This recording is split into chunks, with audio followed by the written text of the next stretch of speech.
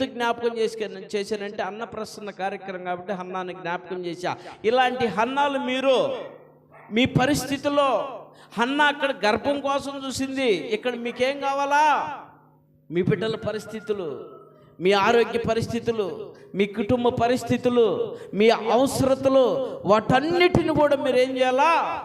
జ్ఞాపకం తెచ్చుకోవాలా.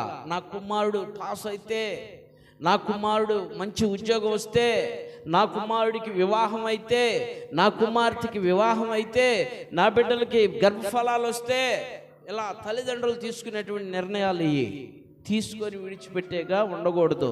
ఏం చేయాలి? ఇవి పాటించాలా. ఏం చేయాలా? పాటించాలా. హన్నా పాటించింది. చదువు, అక్కడి నుంచి చదివేసి. కాబట్టి ఆమె పెనిమిటి అయిన ఎల్కానా, నీ దృష్టికి ఏది మంచిదో అది చేయుము. చూడు, భర్త కూడా ఆటంకం చెప్పలా. భర్త కూడా ఆటంకం చెప్పలా. నీ దృష్టికి ఏది మంచిదైతే అది చెయ్యి. నీవు వానికి పాలు మాన్పించే వరకు నిలిచి ఉండుము. నువ్వు వాడికి పాలు మానిపించే వరకు నిలిచి ఉండుము. నిన్నప్పుడు దాకా నేను డిస్టర్బ్ చేయను. యెహోవా తన వాక్యమును సిద్ధపరచును గాక అని ఆమెతో అనెను. యెహోవా తన వాక్కుని నీ పక్షంగా సిద్ధపరచును గాక. ఆమేన్. ఆమేన్. చదువు. కాగా ఆమె అక్కడనే ఉండి తన కుమారునికి పాలు మాన్పించు వరకు అతన్ని పెంచుచుండెను. పాలు మాన్పించిన తరువాత అతడు ఇంకా చిన్నవాడై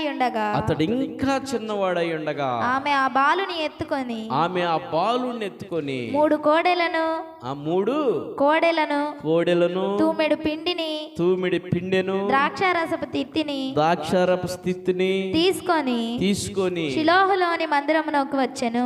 మందిరంలోకి వచ్చిందంట. హల్లెలూయా. ఇక్కడ అన్నప్రసన్న ఎక్కడ జరిగింది?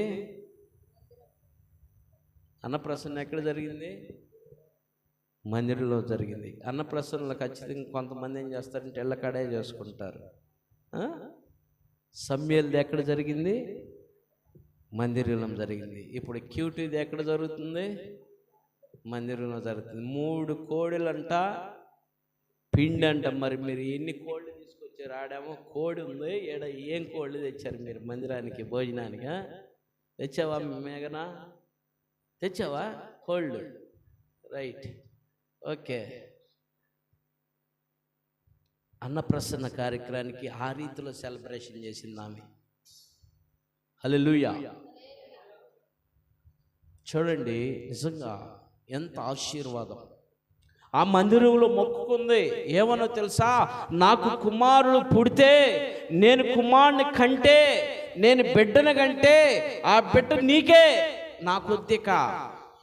నాకొద్దు. ఎంతవరకంట? ఆ బిడ్డ పాలు మానేంత వరకు మాత్రమే నా బిడ్డ. తర్వాత నీ బిడ్డ అని దేవునికి ముమ్మాటిగా తీర్మానం, మొక్కుబడి చేసుకుంది. పిల్లారా, ఆ మొక్కుబడిని చెల్లించింది. ఆ మందిరంలో ఆ విందు చేసింది, ఆ అన్నము పెట్టింది. తర్వాత ఆ కుమారుని ఆ మందిరంలోనే ఆ యాజకుడికి అప్పగించింది. ఆ అన్నం ఏంటో మనం అది చూసుకొని ఈ కూడికను ముగించుకుందాం. చదువమ్మా.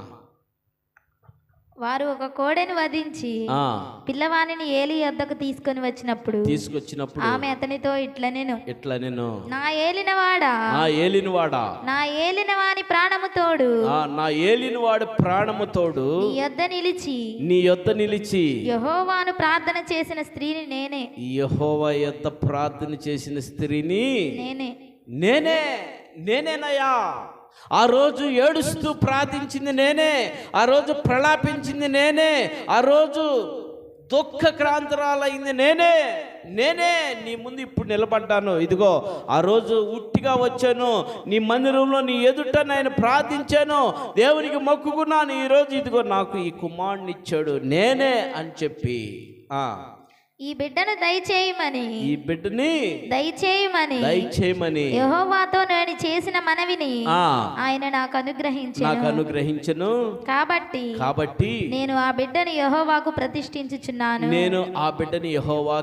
ప్రతిష్ఠించుచున్నాను. తాను బ్రతుకు దినములన్నిటను యెహోవాకు ప్రతిష్ఠుడై చెప్పిన హల్లెలూయా. చూడండి, యెహోవాకి ప్రతిష్ఠుడై అని చెప్పాను. నా బ్రతుకు దినములన్నీ, అతని బ్రతుకు దినములన్నీ సమూయేలుని దేవుడికి ప్రతిష్ఠించింది. సమూయేలుకి దేవుడు